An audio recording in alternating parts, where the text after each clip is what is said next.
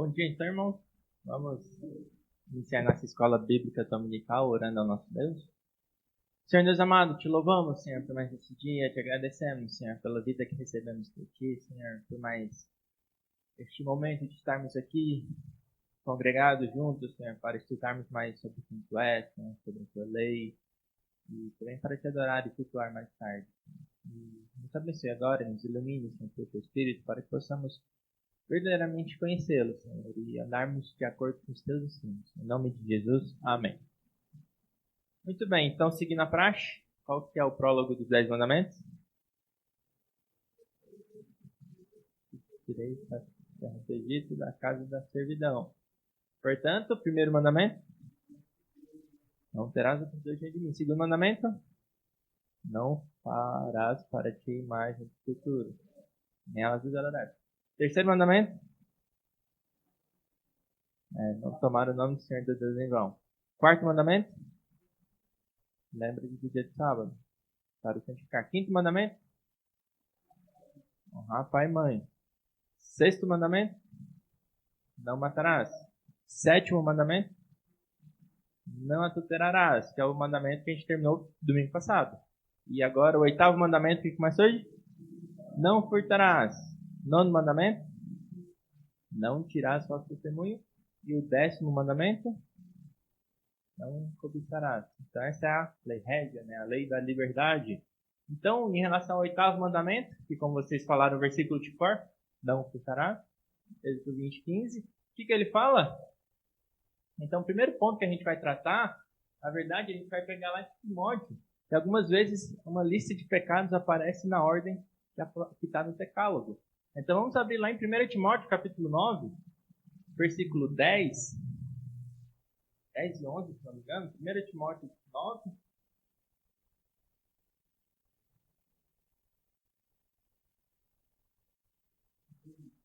Está encerrado.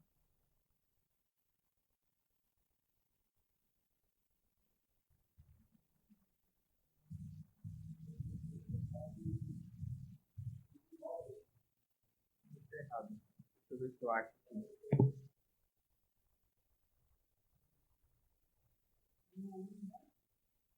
Vou usar o capítulo 1. Capítulo 1, 1 Timóteo 1, 9 e 10. Versículos 9 e 10. Então, alguém lê pra gente, por favor?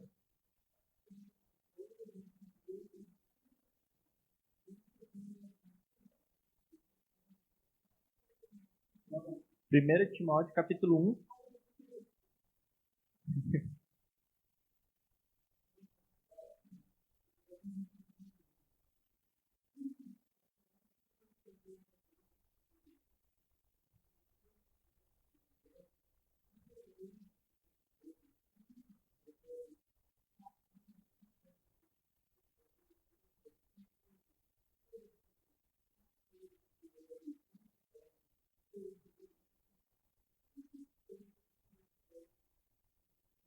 Então, se a gente olhar um pouquinho os pecados, conforme vem sendo descritos aqui, a gente começa a ler parricidas, matricidas, a gente está falando de qual mandamento? Aqueles que assassinam o pai, aqueles que assassinam a mãe, a gente está falando de qual mandamento? 2 ali, na verdade, né? Mas, primeiramente, honra teu pai e tua mãe. Então, está falando sobre a honra que você dá ao seu pai e mãe, não a desonra e até ao assassinato. Depois começa o que? Homicidas. Então, qual mandamento é esse?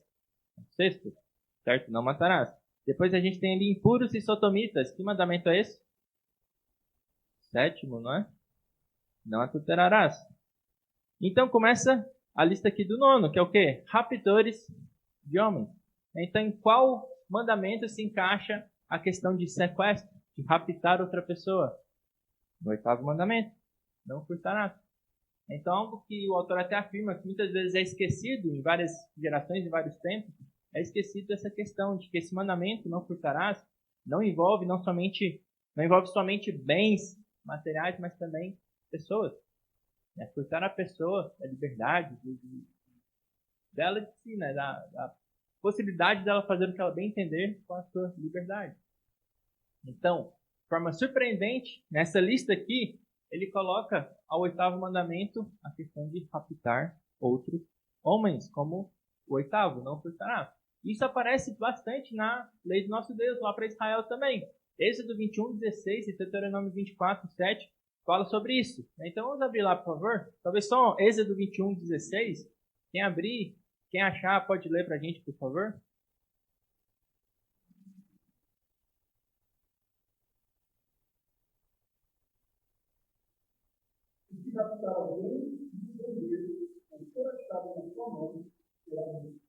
Então, quem raptasse homens, aconteceria o quê?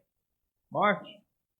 É porque era proibido raptar pessoas, obviamente. Isso se encaixa no 8º mandamento. Então, esse é um ponto que a gente tem sempre que lembrar também.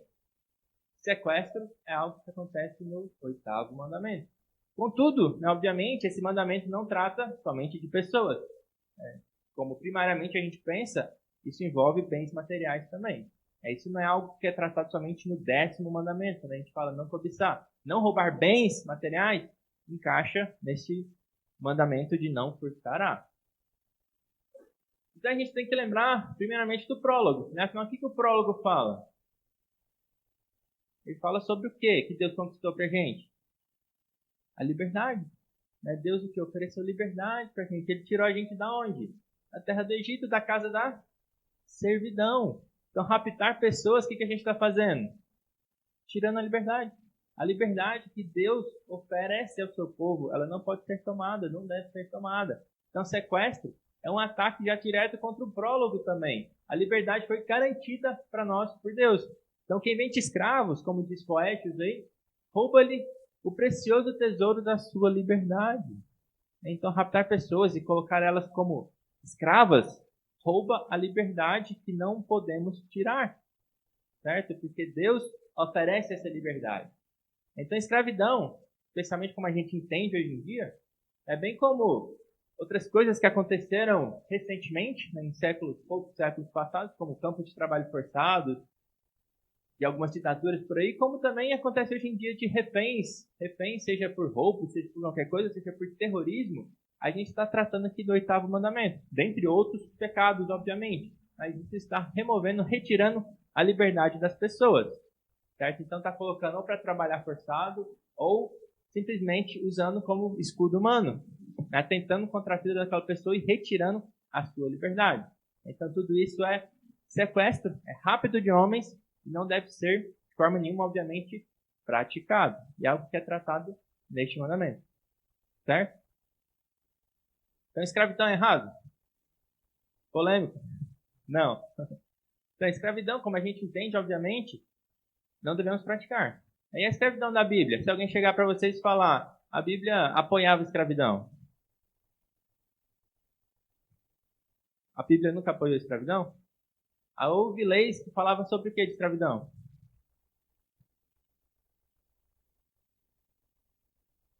Então, se alguém chegar para vocês e falar, escravidão na Bíblia, cristãos, o primeiro passo é falar o quê? A escravidão, como nós temos nos últimos dias, ela foi lutada, combatida especialmente por quem? Por cristãos, não. Os abolicionistas foram principalmente, primariamente cristãos, que entenderam essa questão da liberdade, de como é errado a gente traficar, tanto o tráfico transatlântico lá que ocorreu especialmente no século XVIII, século XIX, foi combatido por cristãos. Certo? William Wilberforce, lá do parlamento inglês, ele foi um dos responsáveis para fazer com que a Inglaterra lutasse e perseguisse navios que traficassem pessoas. Certo? Mas e voltando para a Bíblia, quando a gente fala de Moisés aqui, o que a gente fala para essas pessoas?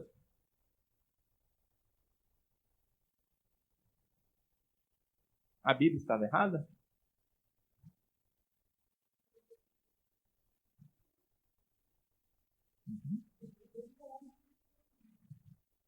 Então, esse é um assunto extremamente polêmico que é tratado nesse livro que eu estou vivo fazendo propaganda, né? John Murray, Princípios de Contudo. Ele fala sobre especialmente a diferença que a gente tinha sobre aquela escravidão, que Deus ainda provia muito diferente da escravidão que a gente teve recentemente. Ele provia o quê? Direitos àqueles escravos. Não eram pessoas que eram propriedade de outra, mas o trabalho daquela pessoa era agora propriedade de uma outra pessoa, não a pessoa em si, a vida dela. Não podia fazer o que quisesse com aquele que estava como escravo. E depois de 7 anos, o que acontecia? Era liberto, toda essa dívida perdoada. Então você não é escravo como era nos dias de hoje. Então era bem diferente a questão de escravidão que a Bíblia tratava. Quando ela fala de escravo, servo lá, não tem essa ligação que tem quando a gente fala escravo hoje em dia. Então esse é um ponto que realmente é polêmico, inclusive dentro dos cristãos, mas precisamos estudá-los com cuidado. A gente vai fazer isso agora, que não é o objetivo desse mandamento, mas é importante a gente pensar isso para discutir com as pessoas. Certo? Então, a escravidão que falava aqui, que a pessoa tinha direito a um dia de descanso, que a pessoa tinha direito a depois de 7 anos estar livre, a pessoa tinha liberdade em si, o trabalho dela era agora para outra pessoa, seja por qualquer motivo que fosse, porque ela teve dívidas, contraiu dívidas, horrores e tinha que pagar de algum jeito. Tinha todos aqueles casos que a gente não vai entrar em detalhes aqui. Mas cuidado quando vocês conversarem com pessoas a respeito da escravidão. De qualquer forma, todos os cristãos têm um ponto bem definido. É bom que não exista mais isso. Certo? A gente já está agora com outros meios, outras formas de lidar com esses casos. A gente não precisa mais ter esse tipo de escravidão nos nossos dias. Embora a gente tenha outros tipos de escravidão nos nossos dias, não é? Seja por consumismo, seja por dívidas que depois de 7 anos não expiram. Né? Você pode, especialmente se você deve para o governo, coisas assim, as dívidas podem prolongar muito mais do que 7 anos. Certo? Então, é um assunto polêmico, mas é interessante da gente pensar e tratar.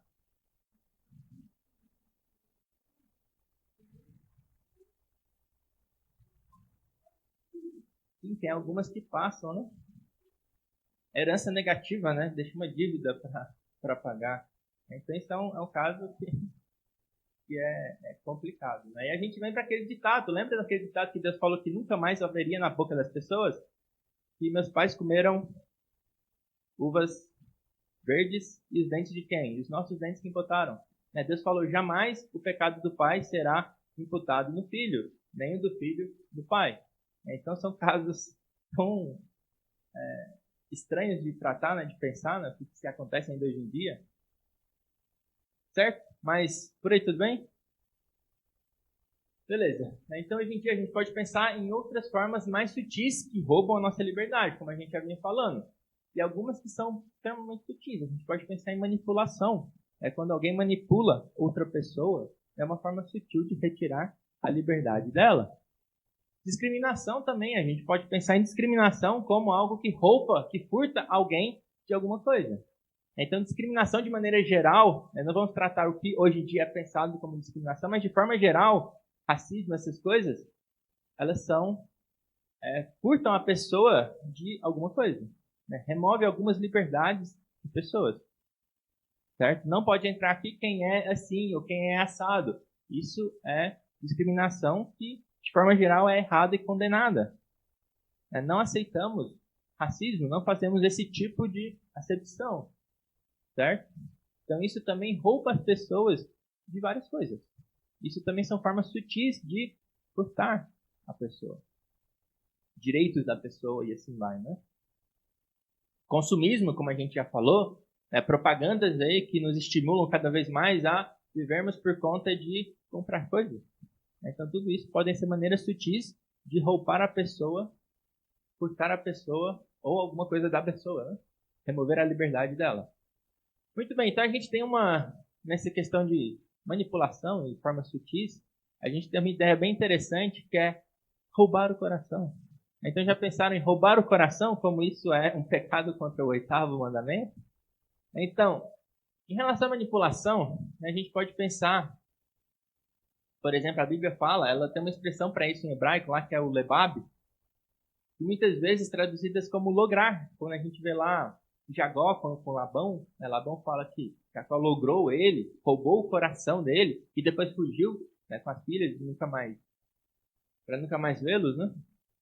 Então a questão é que a gente tem esse roubar o coração, literalmente é roubar o coração, e tem essa ideia de iludir, né, de enganar a pessoa de maneira bem sutil. Então Gênesis 31 aqui é essa ideia lá de Labão. Então a gente tem um caso bem claro disso na Bíblia, que é Absalão. O que Absalão fez? Vamos abrir lá, se eu não errei o texto, 2 Samuel 15, 1 a 6.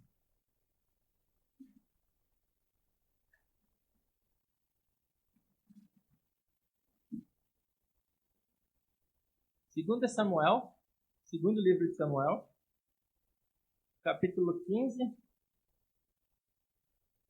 versículos 1 ao 6. Até vou ler aqui. Lá está escrito assim: depois disto, Absalão fez aparelhar para si um carro e cavalos e 50 homens que corressem adiante dele.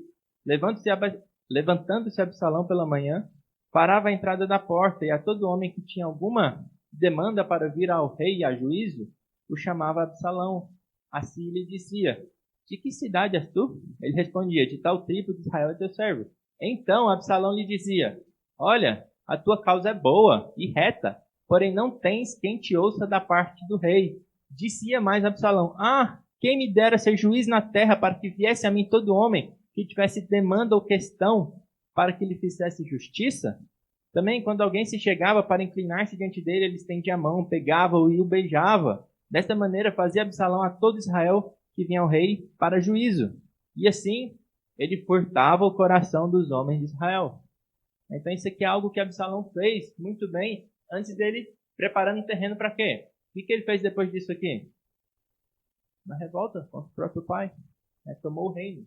Então Absalão, ele roubava o coração dos homens, enganava, iludia, falava que eu seria um bom juiz, eu julgaria a tua causa que é boa e reta, abraçava ou beijava e fazia toda aquela encenação, todo dia, de manhã, preparando por vários tempos aqui, até conseguir o apoio do povo para tomar o governo. Então esse é um tipo de roubar o coração que a Bíblia deixa bem claro, esse termo levado. E Absalão, ele tem muitos discípulos. Alguém já viu isso acontecer nos nossos tempos? Jamais, né? Ninguém furta o coração de outro, né? Eu lembro até de ouvir pessoas falando: fulano roubou meu coração, fulano ladrão roubou meu coração. Isso acontece muito nos nossos tempos. E isso aconteceu muito em séculos passados, como, por exemplo, se a gente pensar em Hitler. Ele roubou o coração dos alemães. Ele convenceu, iludiu. E o que ele fez depois? Tomou o poder e massacrou pessoas. Assassinou várias pessoas com o apoio da população. Então ele iludiu, roubou o coração da Alemanha inteira. Ou boa parte, né? Não dá para falar que todos os alemães concordaram com aquilo, obviamente, mas muitos concordaram e praticaram e ajudaram aquele ditador. E nos nossos dias, obviamente, nós temos políticos todo o tempo fazendo isso, furtando o coração das pessoas, iludindo elas, prometendo coisas que não pretendem de forma nenhuma cumprir só para ganhar o voto, para ganhar poder, para entrar no comando da coisa. Então, isso aqui são discípulos de Absalão que estão furtando o coração das pessoas. Então, esse tipo de manipulação, como a gente viu nessas grandes ditaduras, ele sempre deixa um rastro tremendo de coisas ruins. Tanto de mortes diretas lá, milhares de milhares, como nos nossos tempos também. Muitas vezes, essas pessoas que furtam o coração, elas comandam, governam para si mesmas, apacentam a si mesmas. Elas não cuidam do povo. Isso traz destruição econômica. Quando a economia vai mal, não pense que são simplesmente números, pessoas do mercado financeiro que estão se dando mal. São pessoas morrendo de fome. A questão econômica, ela tem ligação direta com a vida das pessoas, com o alimento que está na mesa das pessoas. Então a gente deve prezar para um crescimento econômico, sem dúvida nenhuma, porque se a gente preza para uma regressão econômica, a gente está fazendo com que várias pessoas não tenham mais comida. Isso impacta diretamente nas pessoas. Então sempre deixa um rastro de destruição. Como é falado, democracia é no fundo o quê? Demagogia. Então o que é demagogia? Enganar o povo, iludir o povo. Democracia, que deveria ser o poder do povo, ele passa a ser demagogia, onde com o apoio do povo, enganando e iludindo o povo, as pessoas tomam o poder, controlam, governam o país, não para o bem do povo, mas para o seu próprio bem. Então, manipuladores, nos nossos tempos, eles prosperam muito, muito bem. Porque fazem a demagogia, furtam o coração das pessoas. Então, isso é um pecado muito sério, muito interessante. E muitas vezes muito sutil. É que a gente não pensa direito. Por exemplo, eu sou professor. Meu salário tem imposto de renda. Existem, por exemplo, projetos para remover, para retirar o imposto de renda dos professores. Isso vai me dar um aumento lá de R$2.000. Isso não é bom? Não é maravilhoso? Não. É um caso muito interessante. Uma vez eu vi um sermão sobre aquele texto de dar a César o que é de César, falando sobre como a gente muitas vezes usa a força do governo, onde a gente faz de uma maneira legal, roubos, furtos. Toda vez que a gente faz com que uma lei seja promulgada para atacar a pessoa e não você, que inclui somente uma pessoa e não você, você está fazendo algo errado. Você está usando a força da lei para roubar as outras pessoas. Então, que eu não pago imposto e todos os demais pagam imposto, será que é justo? Será que essa é a maneira correta? Muitas vezes, por meio dessas leis, desses tipos de propostas, muitas pessoas ganham foto, furtando o coração das pessoas que não pensam profundamente o que está acontecendo. Importante notar, né, nesse ponto, que aquele que permite que seu coração seja roubado, ele compartilha da responsabilidade. Ele é cúmplice daquilo tudo que está acontecendo. Se o país vai mal porque alguém furtou o seu coração e você votou nele, você compartilha da responsabilidade. Então, dia 30 de outubro, aí você vai votar em quem? Por que você vai votar? O que te levou a fazer aquele voto? Seu coração foi furtado, foi roubado por meio de promessas que te abençoam e amaldiçoam os demais? Isso é um caso muito sério. Inclui no 8º mandamento, não furtarás. Então, todo aquele que deixa que seu coração seja furtado, compartilha da responsabilidade. Ele não se manteve suficientemente alerta. Então, isso é um dever nosso. Nós não temos essa desculpa. Ele me enganou. Porque você foi preguiçoso. Mas não quis pensar. Ou sabia das consequências, no fundo, mas preferiu o seu bem imediato do que o bem da nação para o futuro. Então, isso é responsabilidade nossa. Nós temos responsabilidade. Não busca conhecimento. Isso é um erro. Nós sabemos que isso é um erro. O povo de Deus deve ser o quê? O povo da palavra, o povo da verdade, o povo do conhecimento. Pelo conhecimento. Não tem como o cristão falar, eu não quero mais conhecer o que está por trás daquelas coisas, eu não me importa o que está por trás daquilo, eu não quero saber a fundo o que está acontecendo. Por quê? O que a palavra de Deus fala? Para sermos criteriosos, para buscarmos a verdade, para andarmos na verdade, não andarmos na mentira, porque nos convém no momento.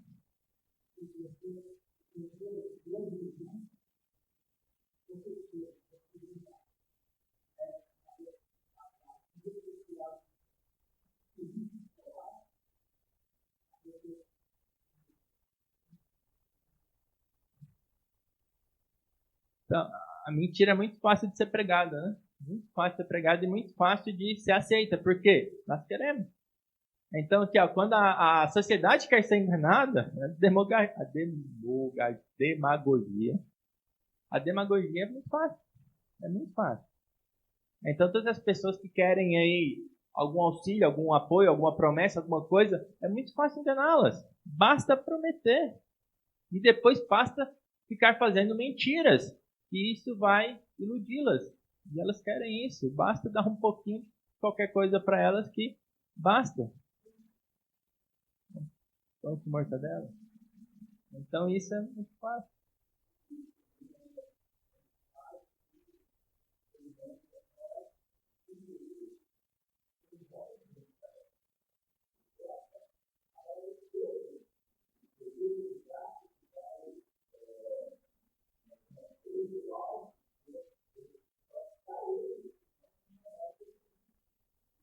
Esse é o grande mal dos principais sindicatos, dessas organizações que a gente tem aí que não lutam pelo direito daquela classe, mas lutam por melhorias naquela classe em desrespeito das outras.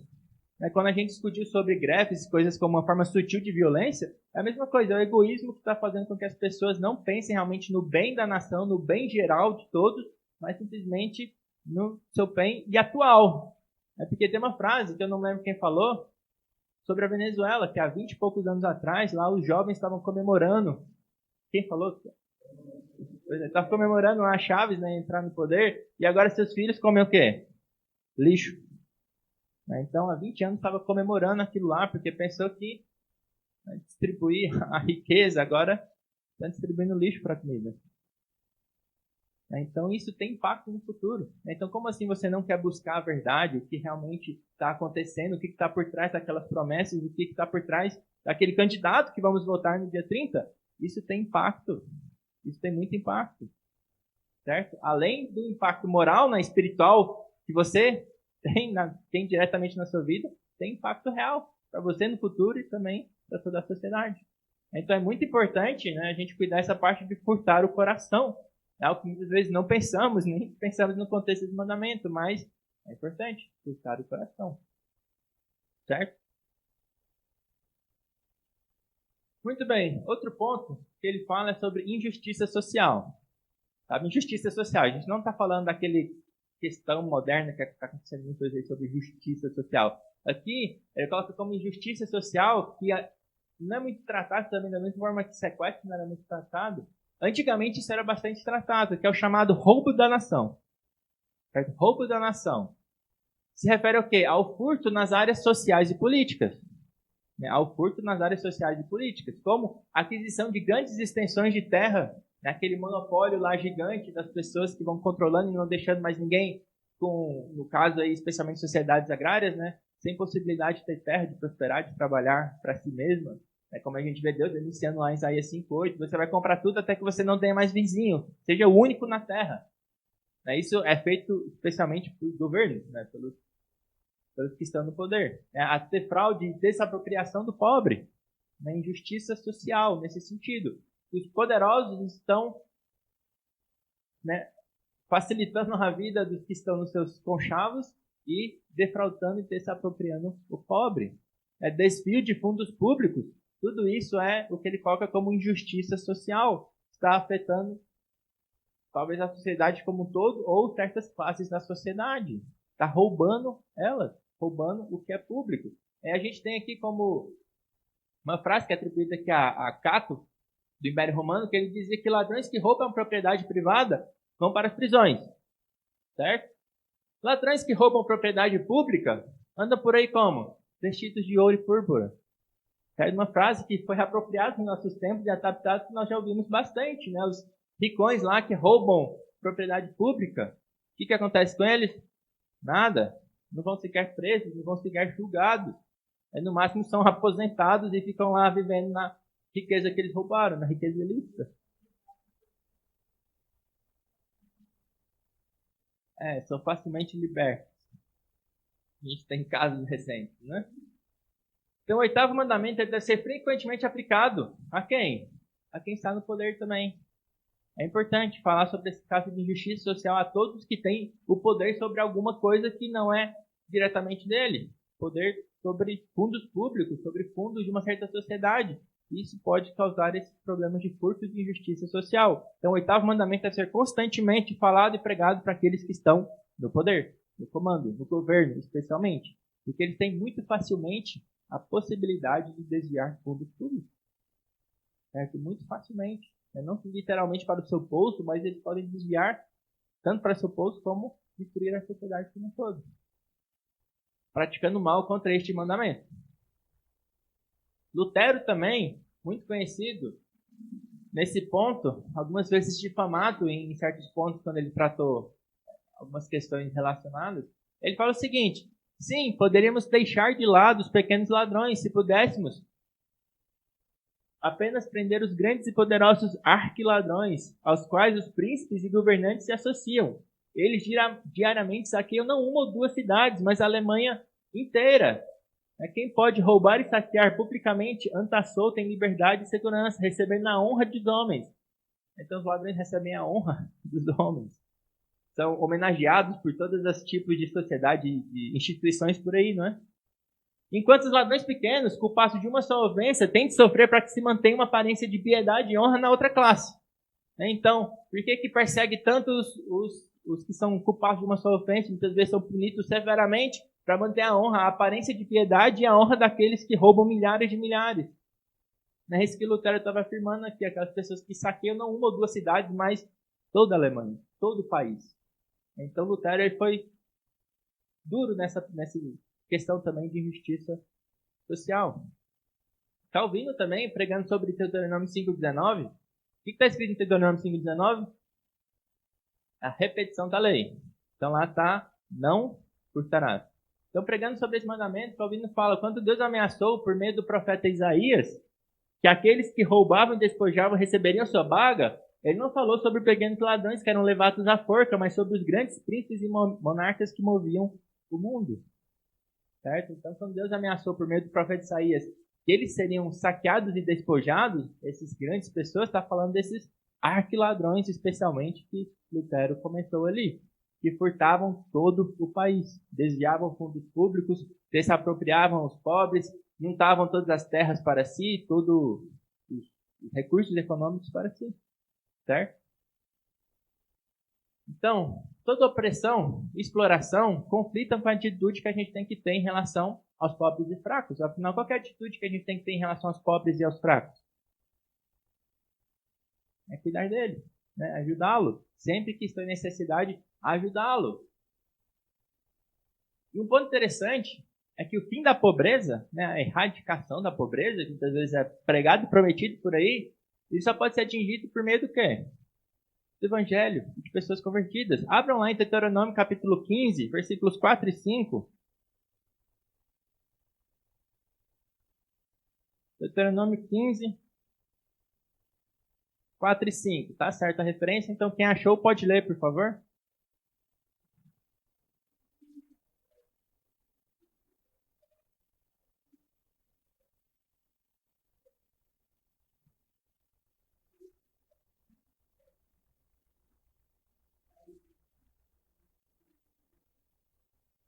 Então basta isso, ouvir atentamente a voz de Deus, cumprir todos os seus mandamentos, não haverá pobres nessa sociedade.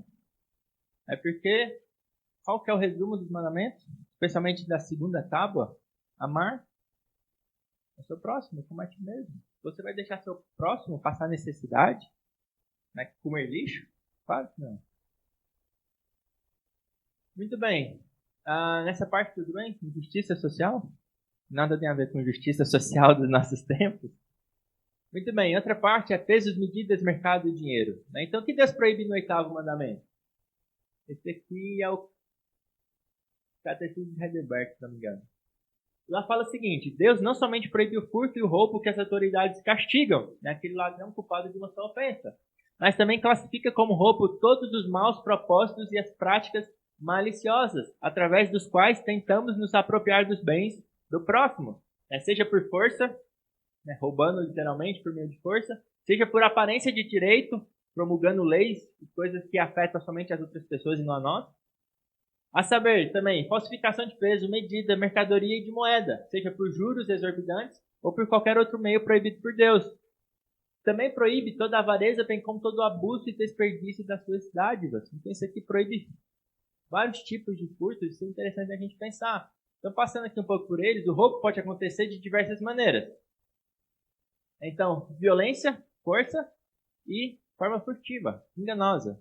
Então a gente tem aquele provérbio que fala que as águas roubadas são doces e o pão comido às ocultas é agradável. Vamos abrir lá, que é a continuação desse versículo que a gente tem que ler também. Provérbios 9 e 18. Alguém lê pra gente, por favor?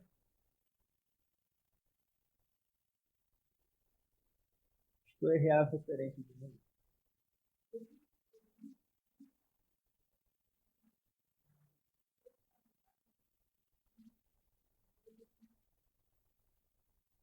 Então isso aqui, ó, deixa bem claro, né? Que o prazer aí desse furto, desse engano aí que parece 12, o fim é o quê? É o inferno. É o companheiro deles, o final disso tudo vai ser o inferno. Muito bem. Pesos, medidas e balanças infiéis não são mais tão comuns hoje em dia, certo? Não quer dizer que não aconteça, mas não são mais tão comuns. A gente tem muita fiscalização, a gente tem muito mais formas de identificar isso do que tinham antigamente.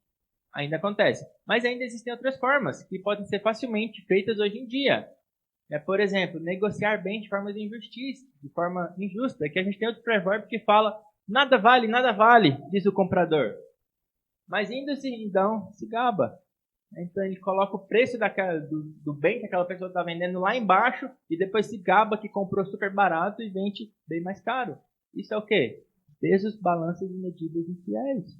Isso pode ser praticado por nós, quando a gente não paga o preço justo daquela mercadoria. Quando a gente abusa daquelas pessoas, seja enganando de qualquer forma ou qualquer outro meio que você pensar, não pagar o preço justo, você está prejudicando, furtando a pessoa que está vendendo aquele bem.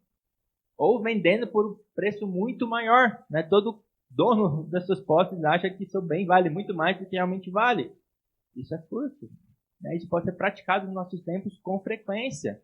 Né? Não dar o preço justo. Claro que a gente não consegue chegar no preço justo, perfeitamente justo sempre. É sempre uma questão mais muitas vezes bem qualitativa, mas a gente tenta aproximar do preço justo para ser fiel, certo? Então, toda vez que a gente busca não pagar o preço justo, né, vender muito mais caro, comprar muito mais barato, furtivamente levar vantagem,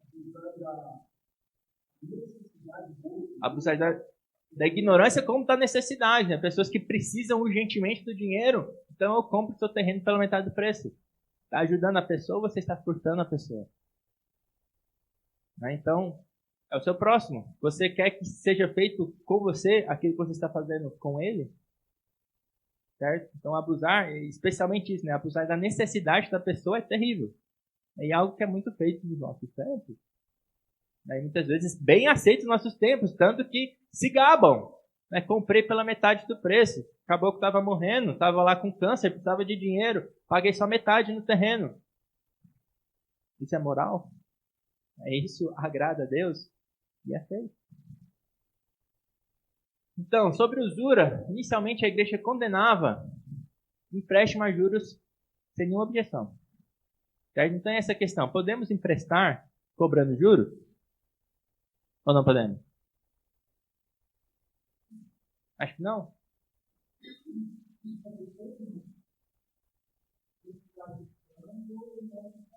Se for ímpio,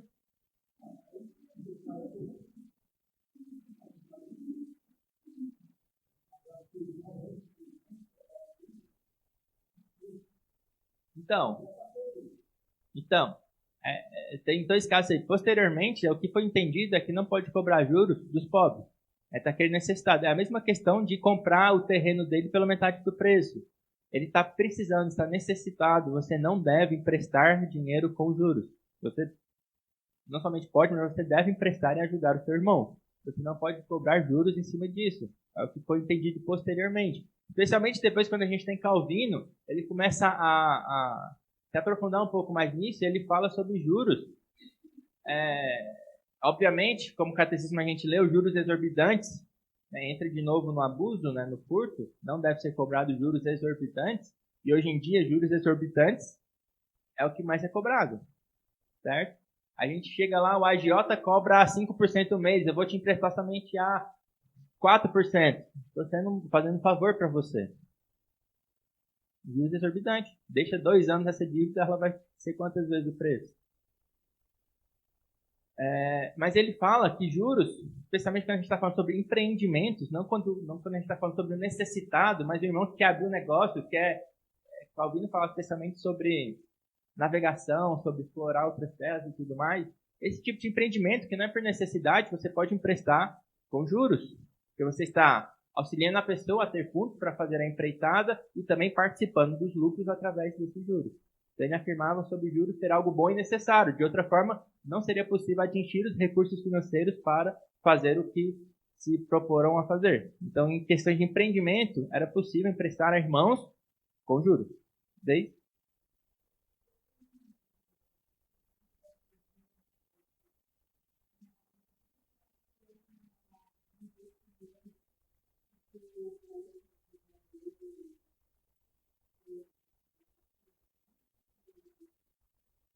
é lícito, eu creio que é lícito, especialmente se a gente pensar a ideia original, porque na Bolsa de Valores a gente tem muitas coisas.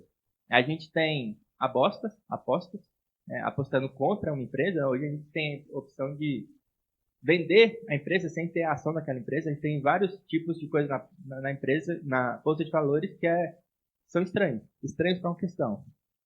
Mas a Bolsa de Valores é principalmente para quê? O objetivo dela é para gerar riquezas. É para a gente investir em empresas que vão trabalhar, usar aquele recurso, que vão conseguir esse recurso que você está investindo de uma forma mais barata do que o banco, por exemplo, colocar aquele recurso para render, vai ter um retorno sobre o capital, e esse retorno, então, é voltado para as pessoas. Então, esse é o objetivo primário da Bolsa, do mercado financeiro. É gerar riquezas, não é especulação. Mas quando a gente fala em Bolsa de Valores, o que a gente está pensando normalmente? Especulação. A gente não está pensando em gerar riquezas, em se tornar sócio de empresas, a gente está pensando em especular para ganhar em cima daquilo. O pessoal está achando que não vai dar mais certo, a gente compra um monte para depois subir, vende tudo, e assim vai. Em questão de especulação, são apostas. Então, aposta, dinheiro de aposta não é lícito. Certo? quando a gente pensa em gerar riquezas, em se tornar sócio das empresas, perfeitamente lícito. É um bom meio de gerar riquezas. É um bom meio que todo cristão poderia pensar para gerar riquezas para o seu futuro. Não pense que a aposentadoria e INSS vai ser algo bom daqui a alguns anos. Mas a Bolsa de Valores de investimentos são meios fiéis, lícitos, que podem ser usados, né, de forma lícita e fiel para gerar riqueza. Gerar riqueza para a população, para você que é acionista. Certo? Porque a empresa ela está o quê? Fazendo produtos, negociando e fazendo o mercado do seu país. Você está investindo no seu país e gerando riquezas. Então, nesse sentido, problema nenhum. Pode comprar lá quantas ações que você quiser. De empresas boas, né? Que não vão falir. Mas especulação é algo estranho. Certo?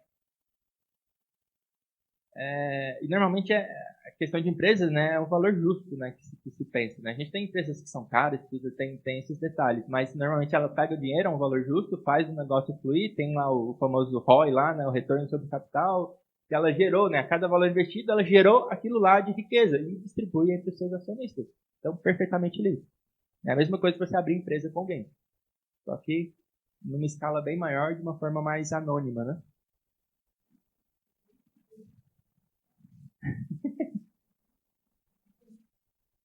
Então, criptomoedas. Né? Criptomoedas é usado...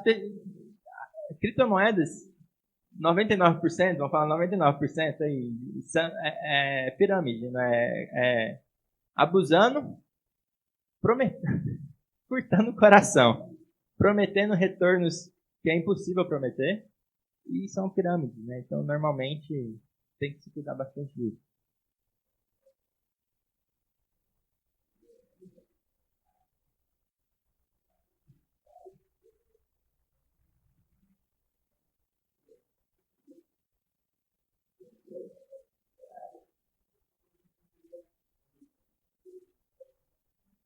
Sim, bem lembrado. A gente vai investir em empresas, sei lá, de motel, de, sei lá, de coisas estranhas. A gente vai investir em empresas que fazem produtos que são lícitos, né, que trabalham de forma lícita. Né, e especialmente empresas aí que são listadas nas bolsas abertas, ela tem uma auditoria muito rigorosa para não ter furto, para não ter desvio, para não ter essas coisas, e trabalham de forma muito boa, né? Então, se a empresa tem um produto bom, se ela está sendo negociada bem, compre. Se ela dá muito lucro, mas é por meio ilícito, coisas que são legais no país, mas são imorais, né, obviamente não se deve investir nelas. Né? Você está investindo no pecado, não faz sentido nenhum. Então, sem dúvida nenhuma, aquela ideia, né? aquela questão que a gente falou. Né? Somos pessoas da verdade, que buscamos conhecer a verdade, o que está por trás de todas as coisas.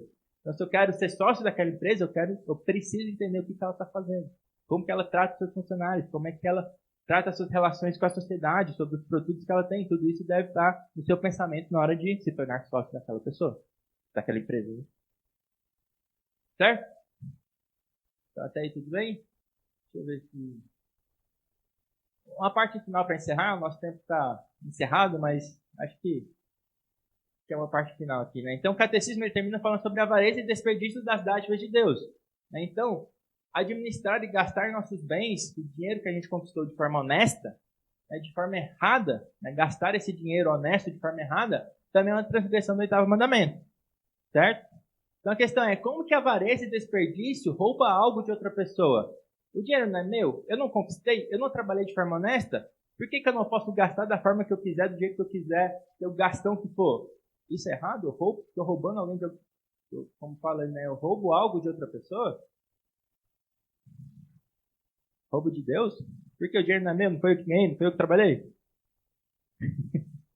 Então isso aqui é só o fundo para a gente começar semana que vem. Né? Então a gente vai começar a tratar sobre a questão da mordomia. Né? Afinal, como diz Salmo 24, ao Senhor pertence o quê? A terra e tudo que nela se contém, o mundo e os que nele habitam. Né? Então o que nós temos, o que nós ganhamos honestamente, nós somos mordomos, por isso que não podemos gastar de qualquer forma, porque no fundo nada é nosso, é de Deus. Certo? Então domingo que vem a gente começar a tratar a questão da mordomia. É um termo muito comum, todos sabem muito bem, mas é bom a gente falar de novo. Então, até aí tudo bem? Mais alguma questão? Então, Nadia, pode orar para a gente, por favor, para encerrar?